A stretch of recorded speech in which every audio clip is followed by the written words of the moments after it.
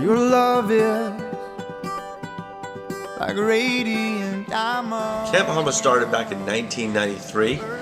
God kind of gave me the vision for what the ministry would look like, and from there I went to seminary to get trained to do a youth camp, and we just started after seminary. Came in 1999 and we started Camp Bahamas Ministry.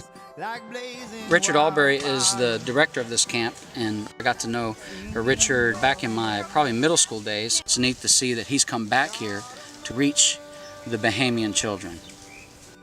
As we were driving through the island, I was really surprised at how sparse it was until we hit like an actual little town.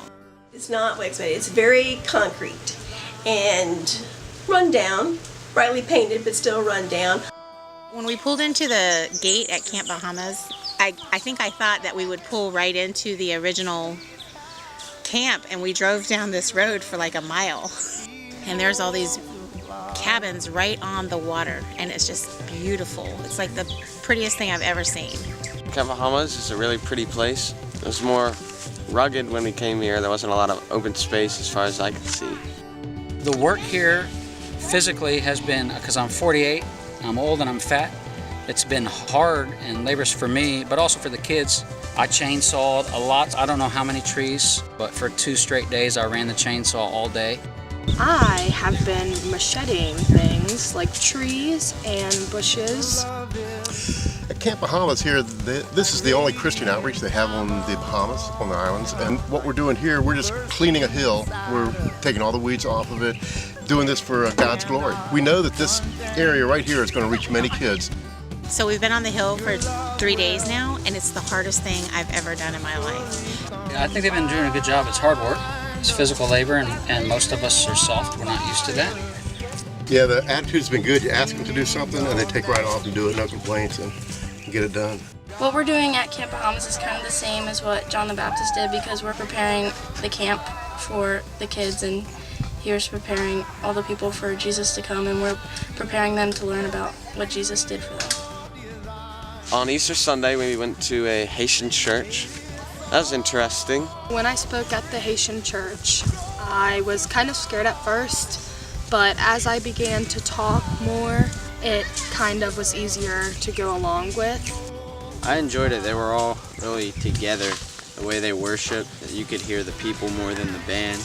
It was really different from ours because we couldn't really understand their language, but the translator would say some of the parts so we could get a brief idea of what they were saying. It was really great. In the afternoons we go to the park and all the little kids would come and they were like intrigued, and it was wonderful. When we went to the park, we played basketball and we talked to them and told them stories. Well, we've been reading Bible stories to them. I got to do that yesterday. And we've been playing sports with them, and yesterday we gave them ice cream. My passion is soccer, and so it was fun playing with the younger kids and like getting to talk with them. The dentist back home gave us toothbrushes and floss, so we made sure every child got one, and they were thrilled with that. When people think about the Bahamas, where Eleuthera is located, they think about vacation and fun in the sun. It's paradise on the outside, but on the inside it's just a dark place where people need to hear about Jesus Christ. You know, what Camp Bahamas is doing and how they're reaching the youth is so critical, and it's such a critical part of our nation's history and critical to, I think, even moving forward in the future. I want people to leave with a changed heart, with seeds that will become trees. Bahamians die and go to hell too. You know, they need the gospel just as much as any other nation. And so I believe that if we catch the youth, we catch the future. It was great to take students to Eleuthera, and I think we as a church need to start looking for ways to step out of our comfort zone and start really doing things for Jesus Christ to reach the Outer Banks, but also to reach the world.